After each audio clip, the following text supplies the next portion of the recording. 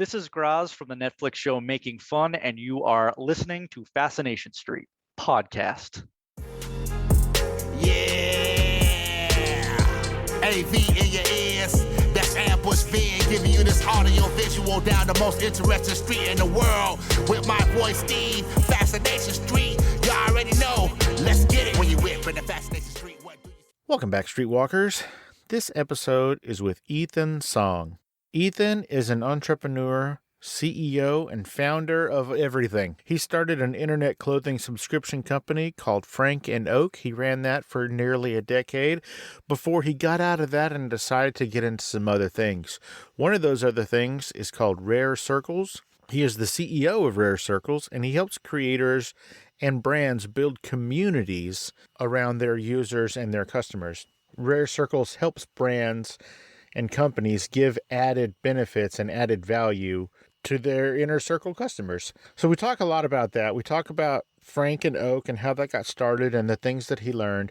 We talk about what made him get into this new realm of Rare Circles and sort of community development around brands and why that's important to him. He tells us a few tips about being an entrepreneur and the difference between failing and failing fast and whether or not that's important. Furthermore, Ethan helps explain to me the difference between Web 1, Web 2, and Web 3 as far as his understanding, and what we can look for in the near future with these different web developments. And this is my conversation with the CEO and co-founder of Rare Circles, Ethan Song.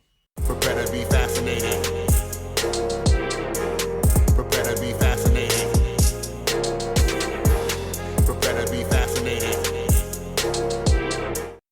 Welcome to Fascination Street podcast, Ethan Song. How you doing today, man? Good. Thanks for having me. I really appreciate the invite. Oh, it was 100% my pleasure. You are a fascinating individual, Ethan. You have started up a couple of different companies. You have, I guess, separated from some of them, and we might talk about that. But then also you have a new venture that I'm super excited to talk about as well. But first, what I like to do, Ethan, is I like to start out with the beginning. It helps us understand how people got to where they are. So where were you born and raised, man? Where'd you grow up? I was born in China, in a city called Tianjin, close to Beijing. I immigrated with my parents to Canada as a child, and I grew up, I guess, between a mix of Montreal in Canada and Tianjin. So spent a few years in both places. Ended up going to university in Vancouver on the West Coast. So spent a couple years on the West Coast as well. It's funny because I sometimes tell folks that I'm one of the most Canadian person you'll meet because I had the chance to live in Montreal, Vancouver, which I mentioned, but also Victoria, BC, Halifax, and also spent some time in Toronto. And so know the country very well. And now I share my time, I would say, between Canada and the US. Oh, wow. So you just kept getting evicted everywhere? That's why you moved a lot?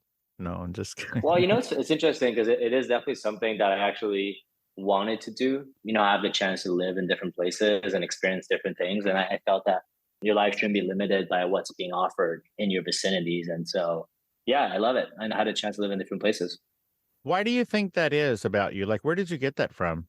Maybe it is coming from, being an immigrant in the sense that your home, which for me is Canada, is not your first home, right? So therefore, I think you maybe have a little bit less attachment to a certain city. But beyond that, I think that I've always wanted to have a diverse life as well, meaning like, I have many passions, many hobbies, many loves. And so, I think the travel thing is part of that, which is just like, you have one life to live, but, you can do whatever you with the time that you have. So why not try to embrace more opportunities? And so that's kind of the way that I've done it. But I also admire people that do one thing and one thing really well. I think there's different personalities.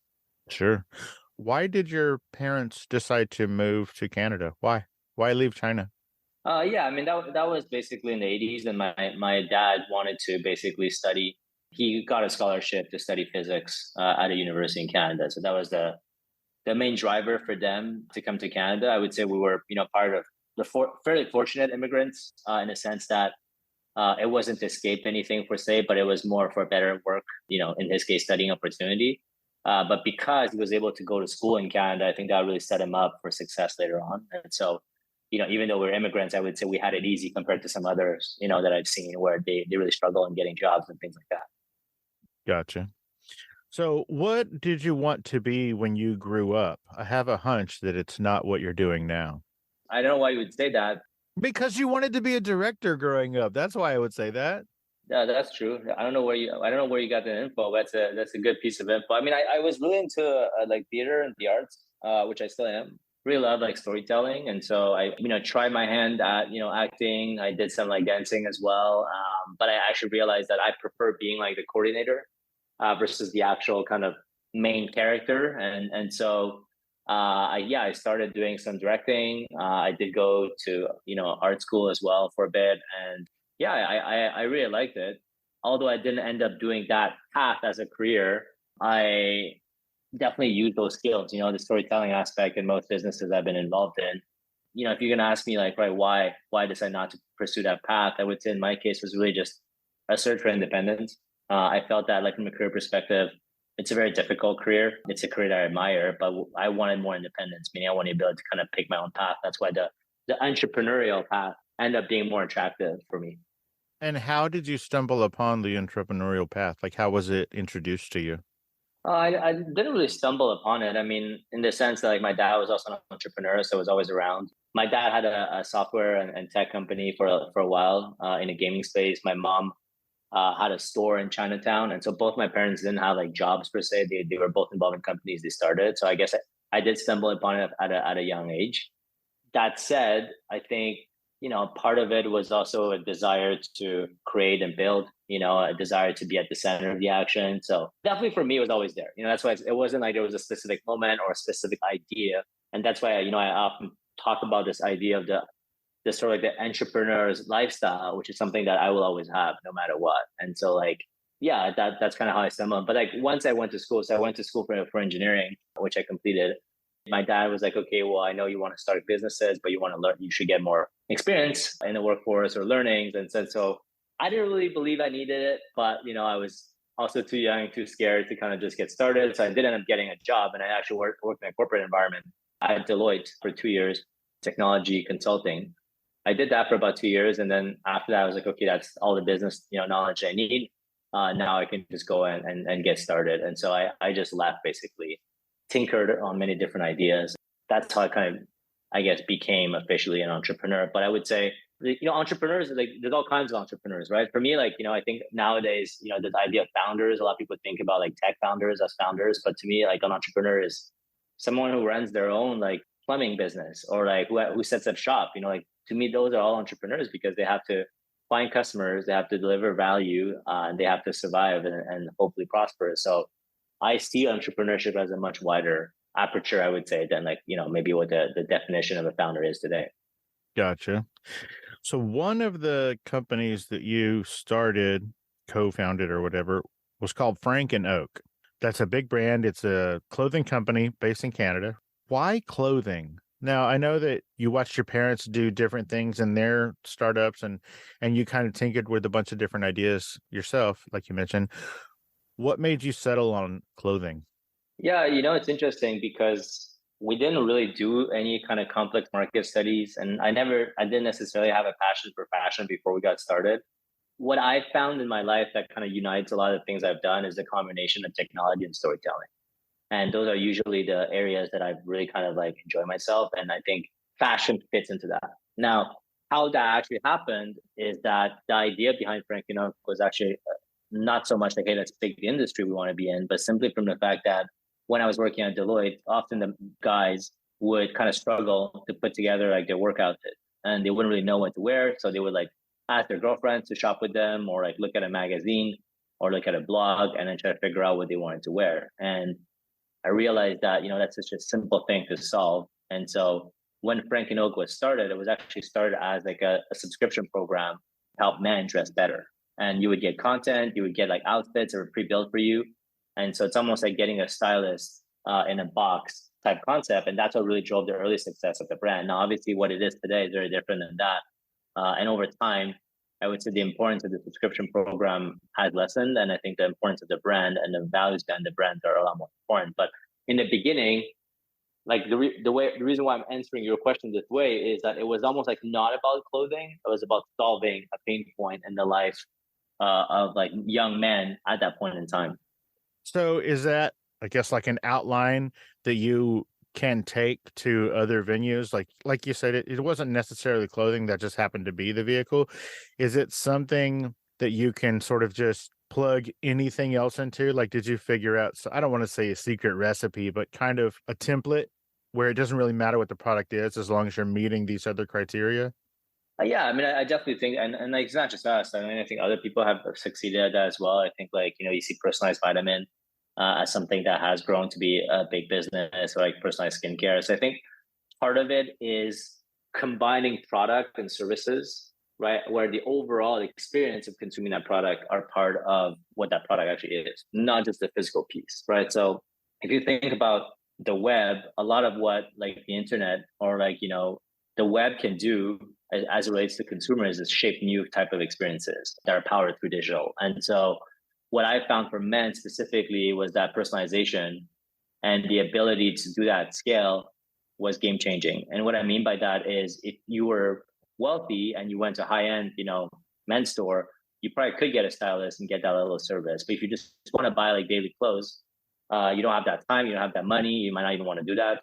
How do you get that same level of experience? And I don't think you can do that without the internet. And so from that perspective, absolutely the ability to scale, the ability to personalize, the ability to take data and provide value. But I think that consumers now more and more are expecting or would want like a Netflix type experience where like, Netflix learns about your taste, recommends things that you want to watch, makes that really, really easy, where almost like you don't have to think about what you want next. And I think that's different than just subscription. I think like when people, when I speak about those types of experiences, a lot of people speak, they're like, oh, it's like a subscription. Like, yeah, subscription is one with the way, it's one angle of that, but it's not about recurring billing. It's about the value provided to the consumer. In that case, it could be personalization. It could be like new ideas.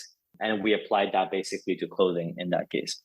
So it's not necessarily about the subscription that I'm going to get these clothes in the mail. It's more about the building of the relationship where the stylist gets to know me and what works for me, and as far as fashion, and what works together as far as pieces. It's more of a relationship than just a product.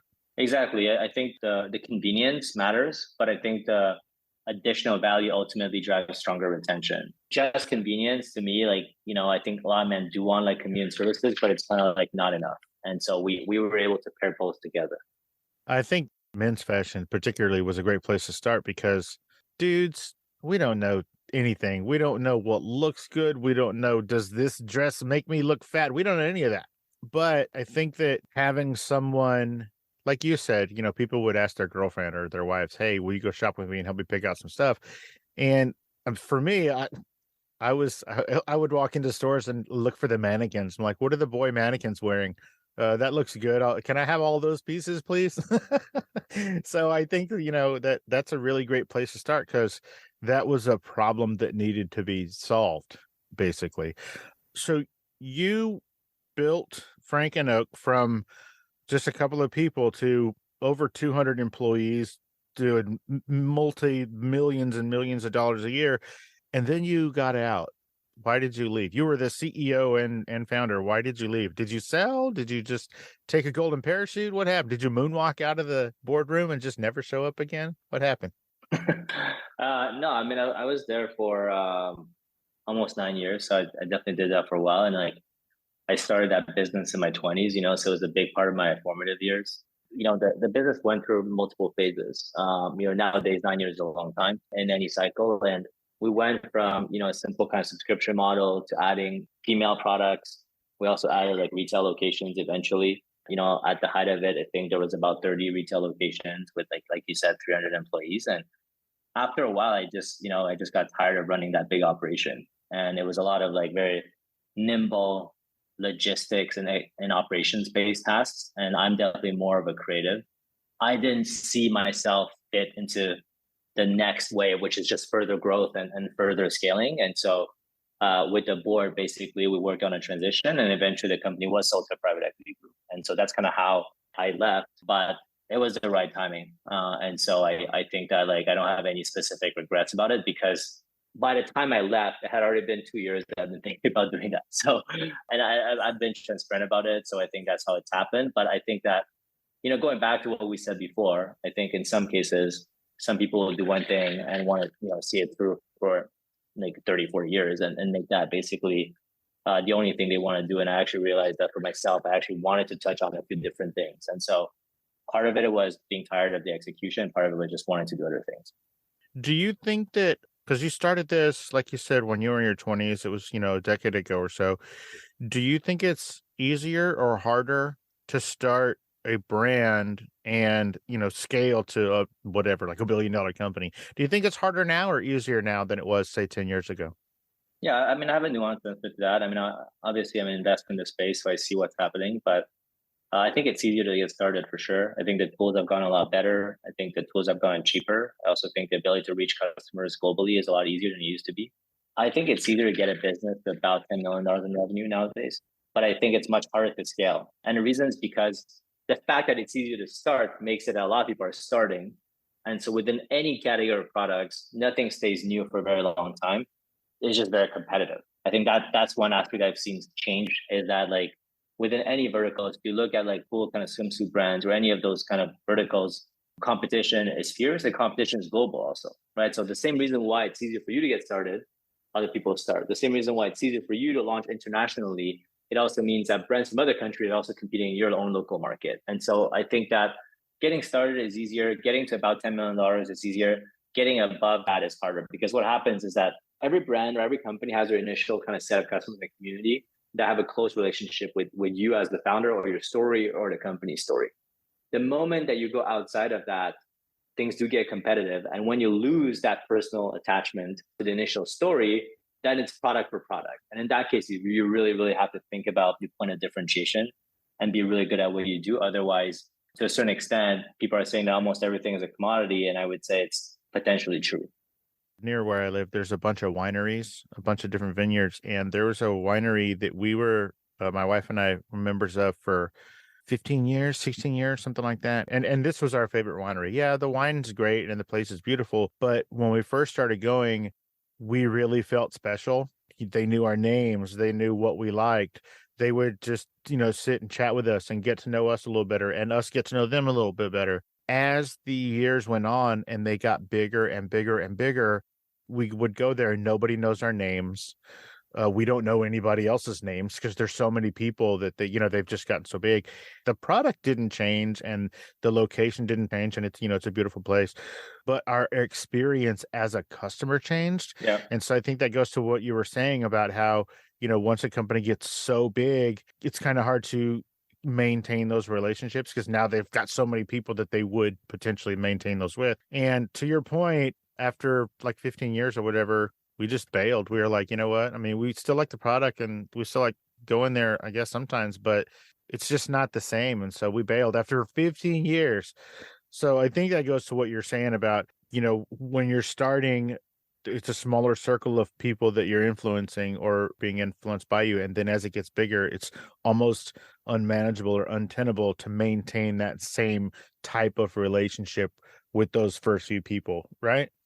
Yeah, I think that's one aspect to it. I think the other aspect is also that now versus like 10 or 20 years ago, going back to a previous point, it's just a lot more competitive, meaning like over that time, there's also new brands that are coming with whom you might have a new attachment, right? And I think customers only have so many dollars they can spend. And so I think it's a lot harder to stay relevant for a long time. I think it's like sometimes you capture the ethos of the moment, whether from product or brand or relationship perspective, and you have a lot of initial success, but surviving, I think beyond a couple of years is harder. The other thing I would say is also that I think one of my thesis, especially around brands, is that we're basically going into an era where there will be much less, multi-billion-dollar brands like the Victoria's Secrets and those kind of like large retailers like Gap, where everyone buys at the same store.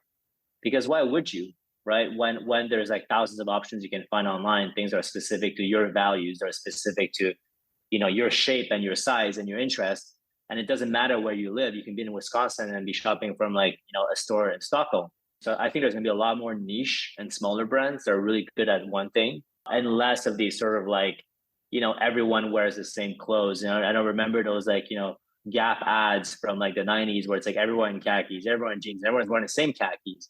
I just don't think that's going to be the world that we live in anymore. And so, and that's part of the reason why some of those retailers have struggled also, right? And I think it's because of that. So I think it's just the way that the world is going. Now, I would say that plugging in a little bit my journey to Rare Circles is that the funny thing is the challenge you're talking about, which is like how as a brand do you maintain that level of connection with your users in the long term is exactly what Rare Circles is looking to solve. And it's something that I saw at Frank and Oak where, and like, it's so funny because every brand has exactly the same stories. And it doesn't matter if you're $1 billion brand or if you're $100 million brand or $5 million brand. When you first get started, you have this initial crop of customers that love you and love your product. They want to be close to it. They provide feedback. They're like, not like you're taking the time to listen to them and you create this real relationship and these like hardcore fans. Let's call it like 1,000 customers, your first 1,000 customers. After that, as sales get bigger, you're getting to layers of customers that are maybe less connected to the brand, but you also have less time to connect with them. So you realize that they don't buy as much, they don't repeat as much, they don't provide as much feedback, they're not as engaged. So what do? You create incentives for them to engage more. The problem is that 99.9% of those incentives tend to be discounts, bundles, credits, and cashback and things like that. Or even worse, just sending more emails with the hope that they buy. Both of these factors actually make it they're even less connected. And so as you start going, every brand that you used to love, as they grow, all of a sudden you see them start discounting more. You start just seeing them like doing more like, hacky things to get customers to buy, which works in the short term to generate more revenue, but in the long term, do the exact opposite, which is incentivize people that are not really there for the real brand relationships. Because let me ask you, like, do you care that vineyard or that winery like gives you a discount or not? Like, is that important to your love for that place? Not anymore because the relationship is gone. Exactly, right? So I think that proper promotions matter, but only if you love the brand, right? If you don't love the brand, then it's like Right. you can get a discount anywhere. So that's kind of what we're looking to solve. Now, obviously it's a big endeavor, help customers create deeper relationships, but we found that loyalty programs in general don't drive true loyalty because they're really focused on cashbacks and spend behaviors versus like creating a deeper relationship with customers. We've also found that some of the best relationships that you'll have with your customers don't happen on social media platforms where like you as a brand don't own those relationships. So we're effectively connecting the dots and creating a new form of customer relationship management that enables you to drive that kind of relationship. Hey, streetwalkers, here's a word from our sponsors. Let's get back into it. I can tell you that basically, I think what we're going to see in the world of brands in the next like 10 or 20 years is like smaller brands, and brands are looking to not spend their way to success, but really building one customer at a time and trying to keep almost like that small store in a small town feeling to keep their clientele. Again, with the relationship building. So Rare Circles at its heart is a technology company, would you say? Technology and relationship building company? Yeah, it's a software company focused on like what we call experiential loyalty, which is really around like driving long-term engagement and long-term retention of best customers. But yeah, it's a software business. It's not a consumer business, but most of our customers are either brands. As an example, Psycho Bunny, it's like a t-shirt brand, it's one of our customers. We also now have started working with sports teams because obviously they have fan bases. And keeping a fan engaged in the long term is very important for sports teams. And so as an example, we work with the Detroit Pistons and also USA Basketball as our customers. Okay, so let's talk about Rare Circles. You were CEO. You and, I don't know, another person or two decided to found this company together. What made you decide to get into this space? Like you could have done anything after you left Frank and Oak. Why this? Yeah, so after I left, I spent about 2 years where I was kind of like on and off in the sense that I didn't have like a true, job, no leadership role. And I kind of looked at what I wanted to do with the rest of my life. Spent some time reading. I spent some time in Costa Rica and like surfing. So pretty standard, post startup time. And I've been like an angel investor for a long time. And so I've always liked being involved, investing and participating in other businesses. So I definitely did some of that. And I love brands and I love like consumer experiences. And so if you go back to what made Frank and Oak successful, was a combination of the brand and also the subscription experience. But if you think about that, you actually realize, like he's kind of still working in the same area. The difference in this case is I decided, hey, rather than me start the brand, I want to work on a product that helps other people succeed in what they do. That's kind of how we picked this specific issue. Now, we knew we wanted to work on tools and products that could help brands succeed. We looked at a few different areas. We thought that this space was the most interesting and the most underserved, and that the potential impact could be large. And so that's kind of how I decided. But, I just like to build stuff too. I think it's like people like to have like a deep kind of like meanings to things. And like what I'm grateful about is the fact that I get to be an entrepreneur and I get to be building things every day and no one can tell me what to do. So basically what I'm saying is that any day that I'm doing that is a great day. And I felt that this mission specifically was not only like a commercially interesting mission, because we can help brands do that, they will of course make more sales. But it was also important because if we're able to do that, we're going to have better and deeper relationships between like an organization and their top fans. Okay, so let's talk about that relationship between a company and their people, their fans. Let's just take, I think you said, did you say Rare Bunny? Psycho Bunny. Psycho Bunny, I'm so sorry. So let's just take Psycho Bunny, for example. What do you bring, or how do you connect Psycho Bunny and Psycho Bunny's fans or customers? What is the role of Rare Circles? Like, how does it work? How's it implemented? Yeah, we basically enable them to create, what we call the portal, which is like a fan space through which they can interact in a few different ways. And like what they've selected to do is, offer fans that are part of that fan space access to, products before everyone else. They created like unique products that no one else gets access to. So to a certain extent, to simplify a little bit what we do, it's almost like a new way of thinking about fan club and experiences. And so, that definitely connects to my experience at Frank & Oak, because that's effectively what we were also built there. But yeah, we give them the platform to offer a range of new benefits that they never offered before to their customers. And why they need us and why can't they just do it? I think there's a combination of factors about where, one, they can do it in a much more beautifully executed way, a premium way that their customers can enjoy. So the user experience is a lot better. But then after that, what we do is we automate all the different tasks so that it's less manual and we save them time so that it's not tracked on a spreadsheet or like someone has to call a customer to help them do something. Everything's automated and done through like a one unified platform. The other thing that we also do for them is that, the data that's collected through those programs, obviously it's first party data, it's their data. And so they have the ability to learn more about their best customers as well, and then, take future action. So I think the data aspect is something that, even for us, like we came into this, we wanted to reshape the customer experience, but we realized that data was extremely important to a lot of our merchants. And so like getting access to that data about what my customers like, what type of content they're consuming, what are they buying, becomes very important. So Rare Circles, this company, it's a Web3 company, right? So that means that it is heavily involved in the metaverse space. Is that right? I don't think it's quite right, because I think Web3 and metaverse are not the same thing. Okay. So that's why that statement may be erroneous. There's a lot of confusion in the market, so it's definitely an easy mistake to make. I think when people speak about the metaverse, they think about the 3D environment, the sort of like futuristic, like, 3D or like even VR driven environment, like the Roblox of this world. We're not involved in that at all. And so I would never use metaverse to describe anything we do. I think it's a cool area, but it's not something we do. Gotcha. We're really focused on the loyalty side, engagement side of the equation.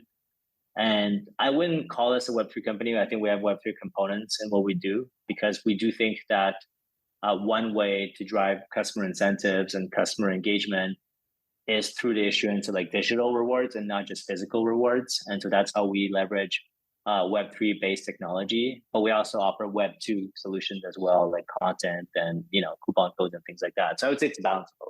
Oh, okay. Gotcha. Thank you. It's a long answer, but I wanted to clarify all the different terms so that your listeners can understand. Well, no, I appreciate that, because the last thing I want to do is leave here either me or the listener confused about what it is that Rare Circles does. That just, I don't want to do that at all. So in a world where you can't do everything yourself, and I'm sure you experienced this as you were growing Frank & Oak, and positive you're experiencing it now. In a world where you can't do everything yourself, how do you figure out the best and most effective parts of the company to spend your time on? Yeah, I think it's really two things. I think one is really understanding your own like strengths and weaknesses and being like highly acutely aware of that. I feel that, a lot of founders want to try to do everything, or they feel as though they have to fill in the gap because they're the CEO, they started a company. So that's definitely something I've learned the hard way, where I was definitely like that, 10 or so years ago. So whereas now I absolutely like acknowledge that some people are better at certain parts of the business than I am. And so I try not to get involved as much. So that's the first thing, being aware of what you're good at, or where you're knowledgeable, where you can add true value, and then getting out of the way where you can't. The second piece I think is that the CEO is in a unique position, because the counter argument to what I just said is that, well, okay, fine, you can get out of the way, but ultimately you're still accountable, right? And so the second piece then is making sure that you can find people that you trust in those other areas, and that you can hire the best people you can find and that you can trust in those other areas. And what I mean by that is those people should be aware that you have very little knowledge about those areas. And yet they should be trusted to do the best job and to tell you and almost like help you better understand what are the challenges they're facing. So I think surrounding yourself with the best people is the second piece of advice I have on this question. I think the last piece of advice is a startup is, or any company actually, but even more so, a startup is like a pizza, meaning at all times you're pulling the dough in one direction, and then the pizza kind of like gets stretched out, and you got to pull in the other direction, and eventually it gets more round, it gets bigger and bigger. And so you do have to be aware of like what's important in that moment, and then like spend enough time on that, right? And so balancing all three of those things is how you make those decisions on where to allocate your time. Got you. Rare Circles. Well, first of all, why is it called Rare Circles? Why that name? What does that stand for? What does it mean? Yeah, I mean, it's pretty simple, actually. I didn't come up with it. My partner, Nick, did. But really, what it stands for is within all of our lives, we have our rare circle, our close circle of friends and confidence. And the same thing that for a brand or a sports team, they have their rare circle, which is that like tight-knit community that supports them. And so because our product is dedicated to helping support that community, we felt like it was a good name for us. We also wanted a name that was simple to remember, and that was like kind of to the point. And so that's kind of how we came up with the name.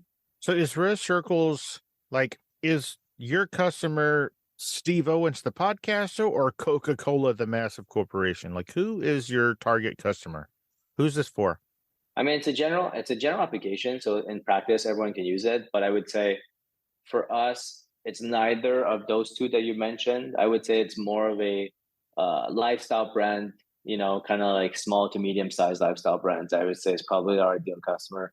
We're not in the acquisition side, meaning like we don't help you get customers, but we help you retain your customers. So based on that, you should already have some customers, you should already have some communities, and then we'll help you to basically scale that community. Now, that said, I think that we also do have some larger customers, but I think we're really built for more like a medium-sized customer. So that's why the reason why I'm saying not Coca-Cola is because, I think the complexity of integration, the complexity with global business aside of Coca-Cola, like our product is not at the level to support that. And I'm not sure that we want to be at that level.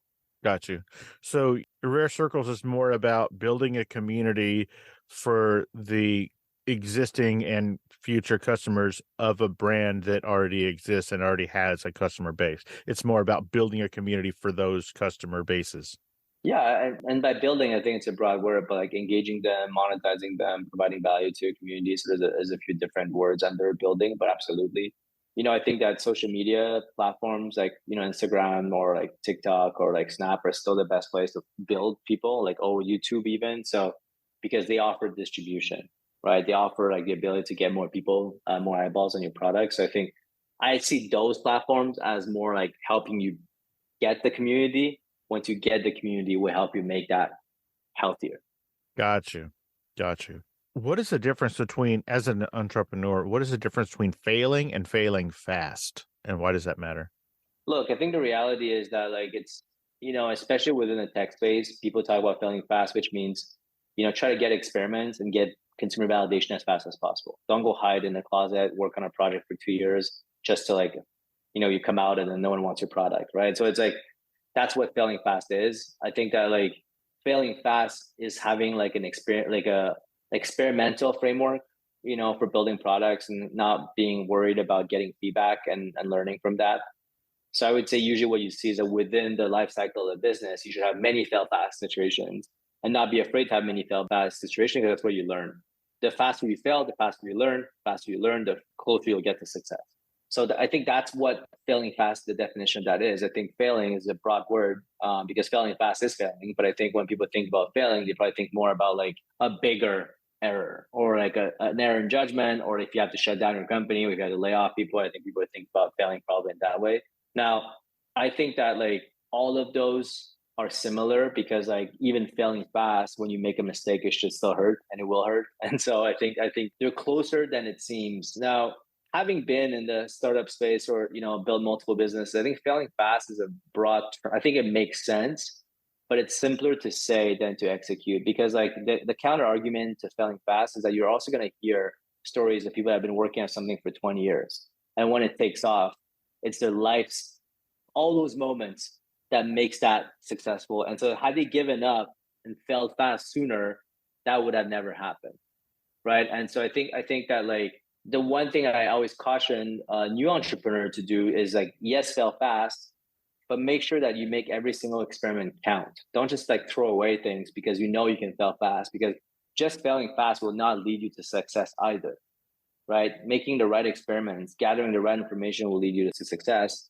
But if you have strong conviction on something and you're willing to commit to something, sometimes you do have to stick it out, for longer, even when people don't believe in what you do. I mean, like, I'm a big fan of Warren Buffett, and like he always says, don't just do something because everyone else is doing it. And so like, because of that, it means that you might have to stick out on doing something that people consider a failure, but still like continue doing it for a while before you see true success. Wow. Well put.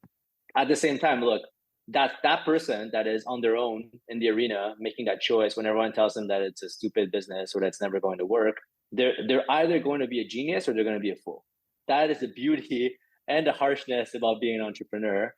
And going back to that man in the arena quote, I think part of it is like, just doing it is like doing, like, I mean, kind of going back to what I said earlier, just doing it, you're already succeeding, right? So it's this thing where it's like, is it better to have like love, to love and have lost than to never love? To me, it's the same thing. Well, if you don't want to feel pain, then you should never feel love. But in the same way that if you don't want to embrace life, you should never get out of your house. So like, to me, I think in both cases, as long as you're trying, whether you're failing fast or whether you're committed in a long term to a business, I think you're succeeding in my eyes, at least. Understood. We mentioned Web3 and Web2, but just for people who don't know, like, I don't know, me, what is the difference between Web2 and Web3? What does that mean? What are they? Yeah, look, I mean, I think it's highly confusing, those terms. And they're almost like, those terms are almost more like terms that, let's say, VCs or like, the kind of tech industry is using to create these kind of paradigm shifts. And you see these kind of hypes coming all the time. Like obviously right now everyone's talking about AI, and ChatGPT. And so that's kind of like the thing of the moment. But the simple answer to your question is that Web 1 describes really the kind of first 10 to 15 years of the internet, where you basically read stuff, you ordered stuff. So it was a one directional relationship. So you read a blog or you read an article, you order stuff on Amazon. Okay, so that's Web 1. Web 2, what's considered part of Web 2 is the ability for you to actually provide content and value to the internet. So like user-generated content, as an example, is the prime area of Web 2. So therefore, what's included in Web 2, I would say, anything on social media, like Facebook is Web 2, creators platform, like podcasting or like Substack, Medium, all that, it would be considered Web 2. And so like, if you think about it, Web 2 was huge, right? Like Web 2 is where most of the large companies were created in the last 15 years. That's what most people consume now. Most people don't read the New York Times. They're reading blogs, they're looking at Instagram, right? They're consuming content on TikTok. So Web 2 really changed the media landscape. It also gave jobs to like, millions, if not like hundreds of millions of people of like to create their own content. Now, what Web 3 is basically bringing the idea of ownership on top of Web 2. And so like Web 2, if you think about it, everything is free. Content is free on YouTube. Everything is like kind of like moving.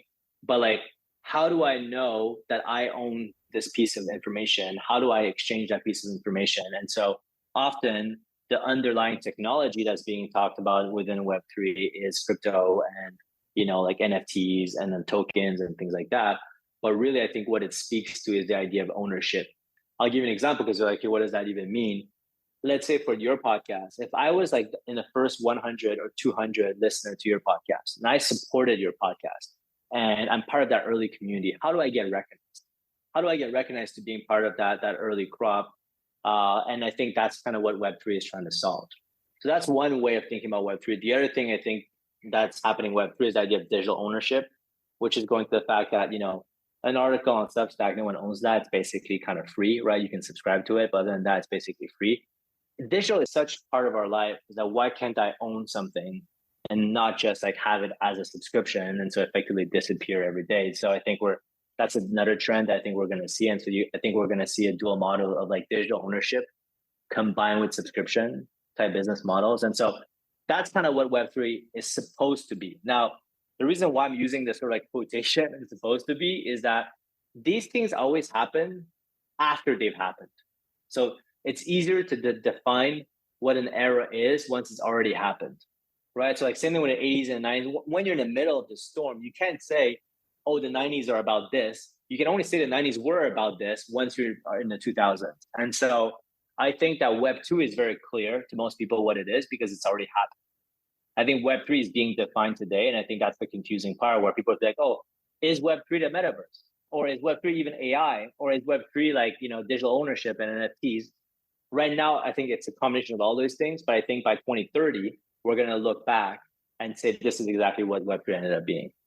Well, thank you for all of that clarification. I super appreciate it. I've been confused. Well, but you see my point, though. Why it's confusing is because I think everyone has a different definition because you're projecting into the future, right? So effectively, Web3, think about it this way. It's like there's already the internet, and now there's going to be new layers of transformation on top of the internet. And that's why some people will say that AI is part of Web3. Some people will say that crypto is part of Web3. Some people will say that digital ownership and automation is part of Web3. So they're all layers on top of the internet you already have. Some people argue that like mobile is Web2 and not social media. So, all these are just like whatever it is, but effectively it's going to describe the next 10 years of what's going to happen in the internet. Are you excited about it? I'm always excited. I'm always excited about like new things that are coming up. The interesting thing is that like I've been in the startup world long enough that I see like similar themes repeat itself. Like that's one thing that's interesting is that what you find is even obviously right now there's all this hype around AI, but like AI, I've seen cycles around AI already 3 times, and I think it's always this aspect of like, when does a technology hit a tipping point where all of a sudden everyone can actually use it? Is it happening now? Maybe, I don't know. It goes through these like innovation cycles where like it almost gets to mainstream and then it dies a bit.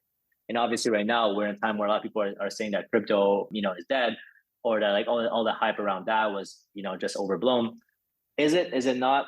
Only time will tell, I think that's really interesting to study that. But ultimately, whatever you're building has to create value for your customers. If it doesn't create value, then it's not going to last. Wow. What do we need to know before we go? What do we need to know about Rare Circles? What did we miss, if anything? I think we already kind of figured out who the target is. It's sort of medium-sized lifestyle brands that are looking to build a community. Where can people find more about Rare Circles or see it in action, if that's a thing? Yeah, for sure. I mean, you can basically go on rarecircles.com. You can book a demo with one of our team members, and they'll take you through it. You're also going to see it at some of our clients' websites as well, which you can find that out as well on rarecircles.com. Other than that, I would say, what have I not spoken about? I mean, I think, the timing of this when it comes out, obviously we're in this sort of post-COVID time. I think a lot of people are anxious about what the future holds. It's kind of like the start of a new chapter. Obviously, there's people worried about the recession. Now people are worried about their jobs. They're worried about what AI is going to do to their jobs. And I always say is like, I'm a very optimistic person. And so I always just say like, the best advice to me is just like, go find something you love and keep going. And then you're going to find something good. It's the most basic advice in the world. But when times are uncertain, like don't focus on the outside, focus on what you can control, which is like what you love and what you can do. Excellent advice to go out on. Ethan, where can people find more about you? Where can we follow you on the different various Web2s?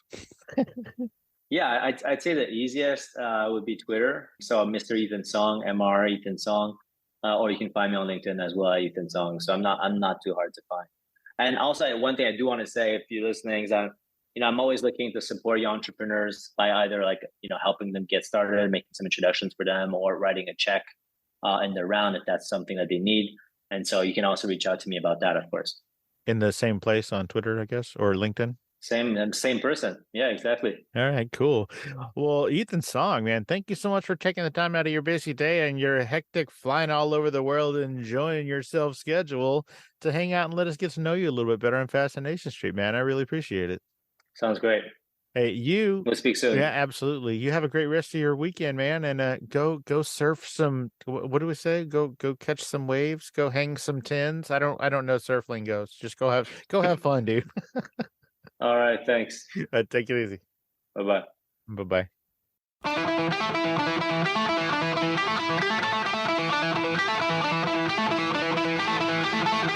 Opening music is the song FSP Theme, written, performed, and provided by Ambush Vin. Closing music is from the song Say My Name off the 2021 album Underdog Anthems, used with permission from Jax Hollow. If you like the show, tell a friend. Subscribe and rate and review the show on iTunes and wherever else you download podcasts. Don't forget to subscribe to my YouTube channel. All the episodes are available there as well.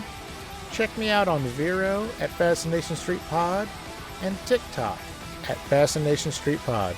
And again, thanks for listening.